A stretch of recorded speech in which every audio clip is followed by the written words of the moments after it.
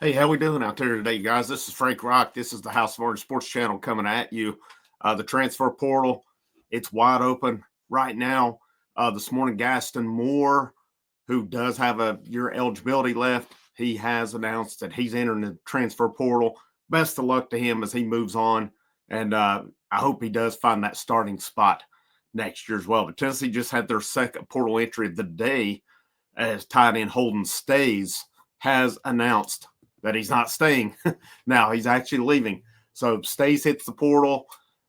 Makes me wonder on this if they know something with Miles Kitselman coming back next year with this new ruling where Vanderbilt quarterback Pavia was able to get his JUCO eligibility back, got a year eligibility back. This would affect Miles Kitselman as well. And I have read some stuff where it said that he wants to come back and continue to further develop. He would be a welcome addition back to the team. He was definitely Tennessee's best tight end this year. And Stays on the year. I had high hopes for him when Tennessee, he was, if I'm not mistaken, he was the top tight end out of the portal, at least at the time Tennessee got him last year, transferred in from Notre Dame last year. But it just, it didn't play, and I thought something had to give at the tight end spot because if Kitselman comes back, you would have Kitselman, Holden Staes, Ethan Davis. You have Cole Harrison, the tight end out of California last year, who redshirted, and then you would have Hassan Brame, and you would have Jack Van Dorseleer tight ends coming in. Also walk on tight end Charlie Browder hit the portal, so technically that was Tennessee's third player to hit the portal, second from a scholarship guy today. So I think there's definitely going to be more movement in the portals. There's still time left for that. Who else will hit the portal at this point? I've seen some rumors on Ariane Carter. People have asked about it on here. The bottom line is Tennessee's going to have to determine, who they want to pay and who they don't want to pay because guys are going to be trying to get paid. That's just the nature of where we're at. Who is Tennessee willing to pay and who are they willing to let go? That's what it's going to come down to on it. And I'm not saying it will matter. Some guys may want to leave regardless on it, but that's one to watch. I don't think there's going to be any surprise, really, if anybody leaves. Apparently, some fans were freaked out by a post by Nico last night where he just thanked Vol Nation.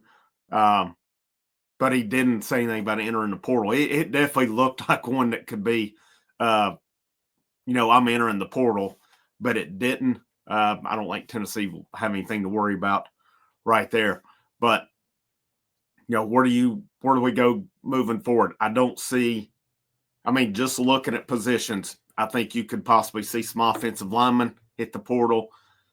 I don't know if you'll see more receivers hit the portal. I guess nothing should be a surprise, but I don't think you see more receivers hit the portal. Running backs, I don't see. You've already lost, two running backs, so it should be Peyton Lewis, Deshaun Bishop, and plus your freshman coming in next year. Defensive line, there's a lot of guys. Anything's possible. They're linebackers, defensive back, definitely possible on both. I'm not saying anybody does leave. I'm not saying that, but anytime, especially you start getting depth in there, it is what it is. Hopefully the portal will be kind.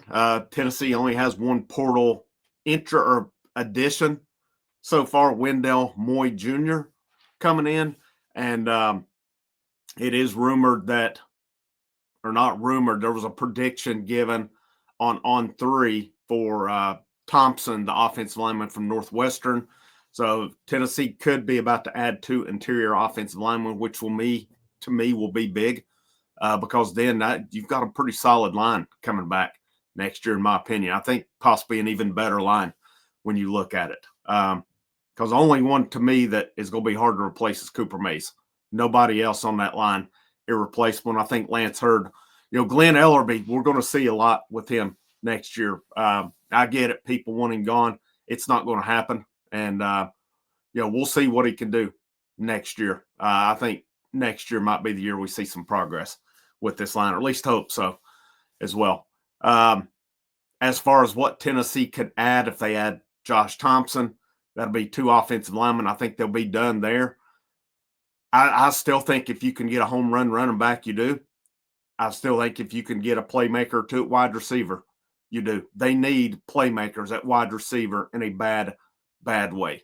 Defensive line, I mean, they had a couple guys visit. They had James Thompson from Wisconsin. I saw he went to Illinois. And then there was, what was he named? Suggs from LSU.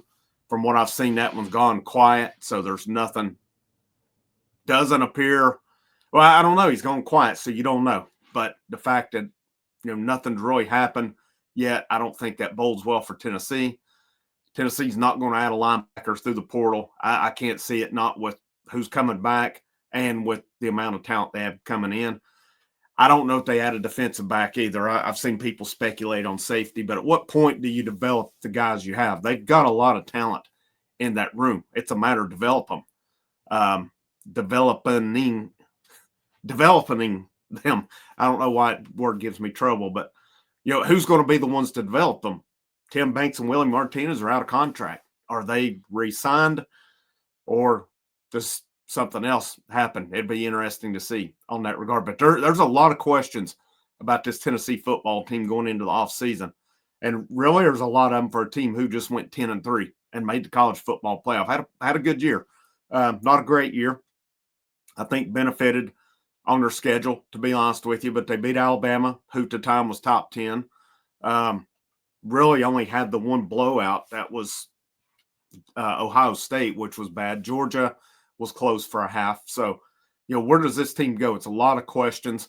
And the thing to me with the portal so far, I don't think you've lost anybody that's irreplaceable. I don't mean that to disparage or anything. These guys have to do what they have to do, but